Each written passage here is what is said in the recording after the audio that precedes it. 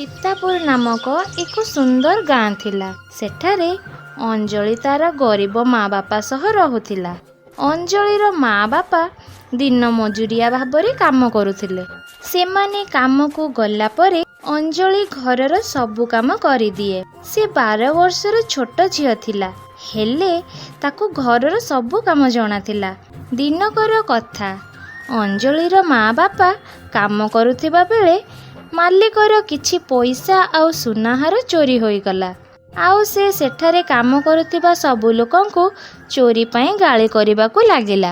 ତମେ ଗରିବ ଲୋକ ଟିକେ କୋଉଠି ଦାମୀ ଜିନିଷ ଦେଖିଲ କି ନାହିଁ, ସାଙ୍ଗେ ସାଙ୍ଗେ ଚୋରି କରିନେଲ। ଆଉ ସେ ସବୁ ଏତେ ଲୋଭୀ ଯେ ମତେ ପାଗଳ ଭାବୁଛ? ଜଲ୍ଦି କୁହ, ମୁଁ ପାଗଳ ନୁହେଁ। ସତ କହିବ ନା ମୁଁ ପୋଲିସ ଡାକିବି। କିଏ ଚୋରି କରିଛି କୁହ। ବାବୁ, ଆମେ ଚୋରି କରିନୁ। ଆମେ ତ ଗରିବ ଲୋକ। ଏଠୁ ଯାହା ପଇସା ମିଳେ ସେଥିରେ ଆମେ ତେଲ ଲୁଣର ସଂସାର ଚଳେ। ଆମେ ଚୋରି କରି କଣ ଆମ ପେଟରୁ ଦାନା ମାରିବୁ? ମୁଁ ବହୁତ ଭଲରେ ଜାଣିଛି ତମେ ମାନେ ହିଁ ଚୋରି କରିଛ। ମିଛ କହୁଛ। କାଲିଠୁ ତମେ ମାନେ ଆଉ କାମକୁ ଆସିବନି, ହେଲା? ବାବୁ, ଆଜିର ମଜୁରୀ ପଇସା ତ ଆମକୁ ଦେଇଦିଅ। କି ପଇସା?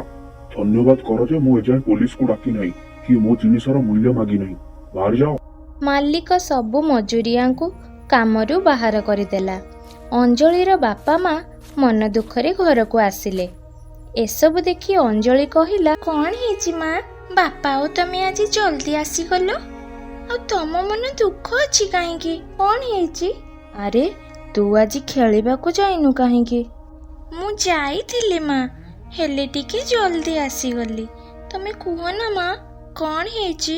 ଅଞ୍ଜଳିର କଥାର ଜବାବ ନ ଦେଇ ତା ମା ଘରର ଗୋଟେ କୋଣରେ ବସିଗଲା। ଆଉ ଅଞ୍ଜଳି ଦୌଡ଼ି ଦୌଡ଼ି ଯାଇ ପଚାରିଲା, ମା କୁହ ନା ମା, କଣ ହେଇଛି? ତମେ ଆଉ ବାପା ଏତେ ମନ ଦୁଃଖରେ କାହିଁକି ଅଛ? ସେ କଥା କଣ କି ମା, ମାଲିକ ଆମକୁ ଚୋରିର ମିଛ ଦୋଷ ଦେଇ କାମରୁ କାଢ଼ିଦେଲା। ଏବେ ଆମେ କଣ କରିବା? କିଛି କଥା ନାହିଁ ମା, ଆମେ ଅଲଗା କାମ ଖୋଜି ନେବା। ତମେ ଆଉ ଚିନ୍ତା କରନି। ଅଞ୍ଜଳିର ମା ବାପା ସକାଳେ କାମ ଖୋଜିବାକୁ ବାହାରି ଗଲେ। କାମ ଖୋଜୁ ଖୋଜୁ ତାଙ୍କୁ ଜମିଦାର ଦେଖି ପାଖକୁ ଡାକି କହିଲା, ତମେ ଦୁହେଁ କାମ ଖୋଜୁଛ। ଯଦି ମୁଁ ତୁମକୁ ଏ ବିଲ ସମ୍ଭାଳିବାର କାମ ଦିଏ, ତୁମେ କରିବ ତ? ହଁ ଆଜ୍ଞା, ଆମେ କରିବୁ। କଥା କଣ କି, ମୋ ଜମି ଜଗିବାକୁ କେହି ଲୋକ ମିଳୁନାହାନ୍ତି। ଆଉ ଏ ଫୁଲକୋବି ଗଛରେ ସମୟ ଅନୁସାରେ ପାଣି ଦେବାକୁ ପଡିବ। ଆଉ ପଶୁମାନଙ୍କୁ ଜଗିବାକୁ ପଡିବ। ପାରିବ ତ? ଆଜ୍ଞା, ଆମେ ନିଜ ଜମି ଭଳି ସବୁ ଦେଖାଶୁଣା କରିବୁ। ଅଞ୍ଜଳିର ମା ବାପା କୋବିର ଫସଲକୁ ବହୁତ ଭଲରେ ଦେଖାଶୁଣା କରିବାକୁ ଲାଗିଲେ। ସମୟରେ ସାର ଆଉ ପାଣି ଦେବା ସବୁ କାମ ମନ ଲଗେଇ କରୁଥିଲେ। ଆଉ ତାର ପରିଣାମ ସ୍ୱରୂପ ବହୁତ ଭଲ ଫୁଲକୋବିର ଫସଲ ଅମଳ ହେଲା। ଜମିଦାର ତାଙ୍କ କାମରେ ଖୁସି ହୋଇ ସମୟ ଅନୁସାରେ ପଇସା ବି ଦେଉଥିଲେ। ଦିନକର କଥା, ଜମିଦାରର ଦେହ ବହୁତ ଖରାପ ହୋଇଗଲା। ଆଉ ସେ ପଇସା ଦେବା ପାଇଁ ସକ୍ଷମ ନଥିଲା। ମତେ କ୍ଷମା କରିଦିଅ। ମୁଁ ଏଥର ତମ ପଇସା ଦେଇପାରୁନି। ଦେହ ବହୁତ ଖରାପ। କୋବି ସବୁ ବିକ୍ରି ହେଲେ ସିନା ମୁଁ ତମକୁ ପଇସା ଦେବି। କିଛି କଥା ନାହିଁ ଆଜ୍ଞା, ଆପଣ ସୁସ୍ଥ ହୋଇଗଲେ ଦେଇଦେବେ। ଯଦି ଆପଣ କହିବେ ତ ଆମେ ଦୁହେଁ ଫୁଲକୋବି ସବୁ ନେଇ ବଜାରରେ ବିକ୍ରି କରିବୁ। ହଁ ହଁ, ତମେ ସେଇଆ କର। ମୁଁ ଫୁଲକୋବି ଚାଷ ପାଇଁ ବହୁତ ପଇସା ଲଗେଇଛି। ଯଦି ସବୁ ଏବେ ବିକ୍ରି ନ ହୁଏ ତ ମୋର ବହୁତ କ୍ଷତି ହବ। ହଁ ଆଜ୍ଞା, ଆମେ ବିକ୍ରି କରିଦେବୁ। ଜମିଦାର ଘରୁ ବାହାରକୁ ଆସି ଅଞ୍ଜଳିର ମା କହିଲା, ଆରେ, ଯଦି ଆମେ ସବୁ ଫୁଲକୋବି ବିକ୍ରି କରିବାକୁ ଯିବା ତ ଆମକୁ କିଏ ପଇସା ଦେବ? ଆମ ଘର କେମିତି ଚଳିବ? ଯଦି ସେ ଭଲ ହୋଇଗଲା ପରେ ଆମକୁ ପଇସା ନ ଦିଅନ୍ତି ତ ଆମେ ଖାଇବା କଣ? ତମେ ସେମିତି କୁହନି। ଆଜି ଯାଏଁ ସେ ଠିକ୍ ସମୟରେ ଆମକୁ ପଇସା ଦେଇଥିଲେ। ଆମେ ବି ତାଙ୍କ ଅସୁବିଧା ବୁଝିବା ଦରକାର। ସେମାନେ ଦୁହେଁ ମିଶି ସବୁ ଫୁଲକୋବି ବିକ୍ରି କରିଦେଲେ। ଆଉ ସବୁ ପଇସା ଆଣି ଜମିଦାରକୁ ଦେଇଦେଲେ। ଆଉ ଏପଟେ ତାଙ୍କ ଘରର ପରିସ୍ଥିତି ବହୁତ ଖରାପ ଥିଲା। ଆଉ ଅନ୍ୟପଟେ ଜମିଦାରର ଦେହ ଖରାପ ପାଇଁ ସବୁ ପଇସା ସେ ନିଜକୁ ଭଲ କରିବାରେ ଲଗେଇଦେଲା। ଆଉ କିଛି ଦିନ ପରେ ଜମିଦାର ତାଙ୍କୁ ପାଖକୁ ଡାକି କହିଲା, ଭାଇ, ଆଜିକାଲି ନିଜର ଏତେ କରୁନଥିବେ ଯେ ତମେ ମୋ ପାଇଁ ଯେତିକି କରିଛ। ସେଥିପାଇଁ ମୁଁ ତୁମ ପାଖରେ ଋଣୀ।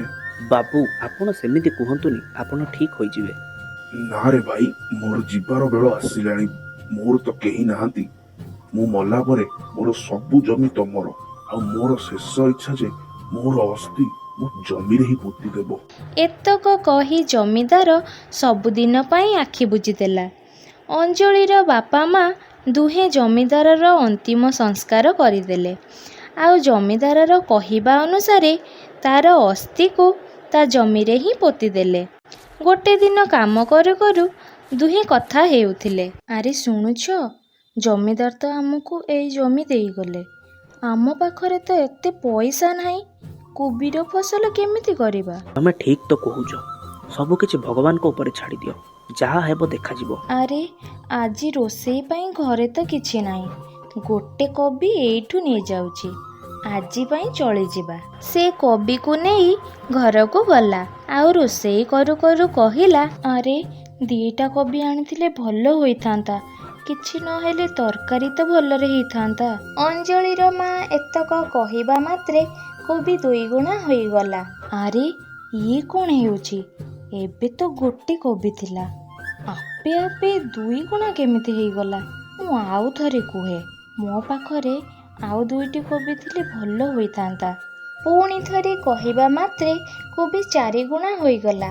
ଏସବୁ ଦେଖି ସେ ଆଶ୍ଚର୍ଯ୍ୟ ହୋଇ ଅଞ୍ଜଳି ଆଉ ତା ବାପାକୁ ପାଖକୁ ଡାକିଲା। ଆରେ ଏଇ ଦେଖ, ମୁଁ ଗୋଟେ ଫୁଲକୋବି ଆଣିଥିଲି, ଏଠି ଚାରିଟା ହେଇଗଲା। ଏଇଟା ନିହାତି ଯାଦୁଇ ଫୁଲକୋବି।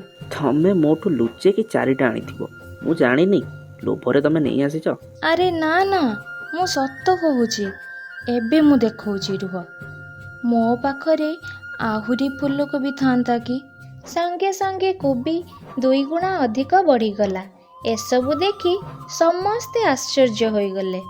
ଆରେ ବାଃ, ଇଏ ତ ବଢ଼ିଆ ହେଲା, ଇଏ ସତରେ ଯାଦୁଇ ଫୁଲକୋବି।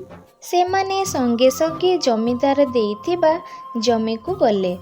ସେଠାରେ ପୁରା ଜମି ଫୁଲକୋବିରେ ପୂରି ଯାଇଥିଲା। ସେମାନେ ଗୋଟେ ଫୁଲକୋବି ତୋଳିଲା ବେଳକୁ ଆଉ ଦୁଇଟା ଜମିରେ ଲାଗି ଯାଉଥିଲା। ମୋତେ ଲାଗୁଛି ଆମ ଗରିବ ଅବସ୍ଥା ଦେଖି ଭଗବାନ ଆମକୁ ଆଶୀର୍ବାଦ ଦେଇଛନ୍ତି। ଏବେ ଆମେ ଆମ କାମ ଆରମ୍ଭ କରିଦେବା। ଭଗବାନଙ୍କ ସହିତ ଜମିଦାରଙ୍କର ବି ଆଶୀର୍ବାଦ, ତାଙ୍କରି ପାଇଁ ଏ କୋବି ଯାଦୁଇ ହୋଇଗଲା। ତାପରେ ସେମାନେ ଦୁହେଁ ଯାଦୁଇ ଫୁଲକୋବି ଚାଷ କରି ବଜାରରେ ବିକ୍ରି କରିବାକୁ ଲାଗିଲେ।